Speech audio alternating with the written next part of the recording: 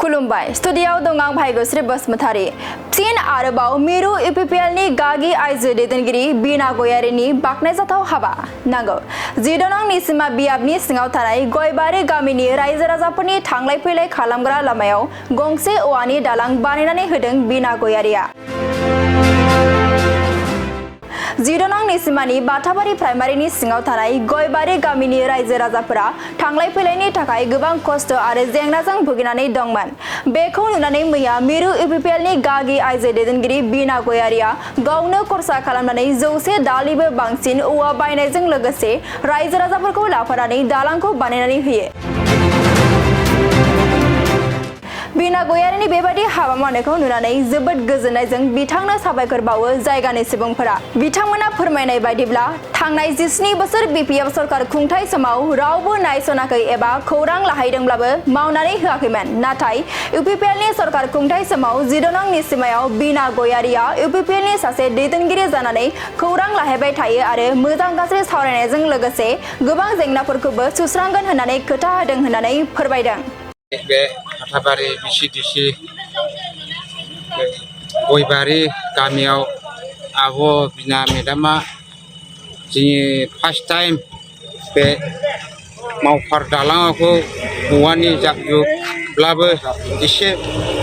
सन्थुष्ट खालामना होफैबाय बिनि थाखाय जोबोद हामबाय होनाय थाबाय आब'खौ जोंनि बे गयबारियावहाय बाथाबारि गयबारियाव फार्स्टनिफ्रायनो आं 17 बोसोर बिपिएफआव थाबोबाय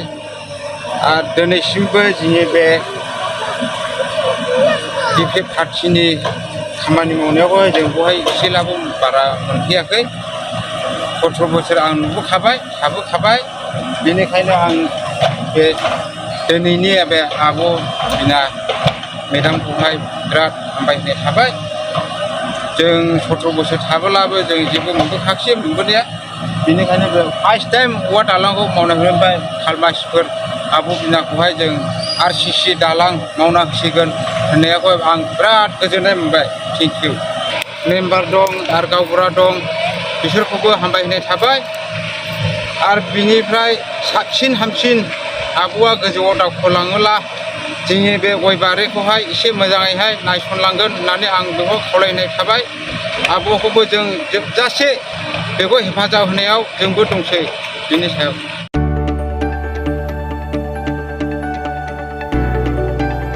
गोजोनथाव खौरां बर'नि आंगोथार गोथाव ओंख्रि जानो मोजां मोनग्रा रायजो राजाफोरनि थाखाय गोजोनथाव खौरां बर'नि आंगोथार ओंख्रि जानो मोजां मोनग्रा रायजो राजाफोरा बे गोदानै खुलिनाय लाइजौ हटेलाव हाबफैनो हागोन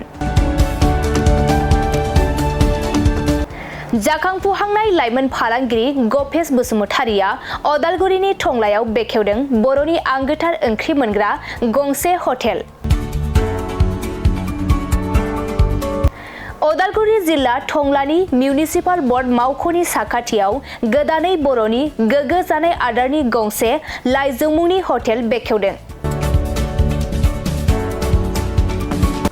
अदालगुरि जिल्लानि सिङाव थानाय फालांगिरि नोगोर टंलायाव गोदानै खुलिनाय बे लाइजौ हटेलाव बर'नि दोरोङारि जाग्रा आदारजों लोगोसे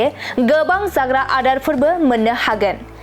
गोदानै बेखेवजानाय बे लाइजौ हटेलाव अमा बेदर बोरमा लकेल ना साम' नारजि अनला खारै थास' मैथा आरो नाफाम आरो गोबां आइटेमफोरखौ मोननो हागोन बेनिखायनो नोंथाङाबो अदालगुरि जिल्ला टंला लामाजों थांलाय फैलाय खालामोब्ला बे गोदानै खुलिजानाय लाइजौ हटेलाव हाबनानै बर'नि दोरोङारि गोथाव जाग्रा आदारफोरखौ जालांनो हागोन आरो नोंथाङा नैबे 9101758967 जानबुं नम्बरनि गेजेरजों खौरां लाहरनानै आबुङै मिथिना लानो हागोन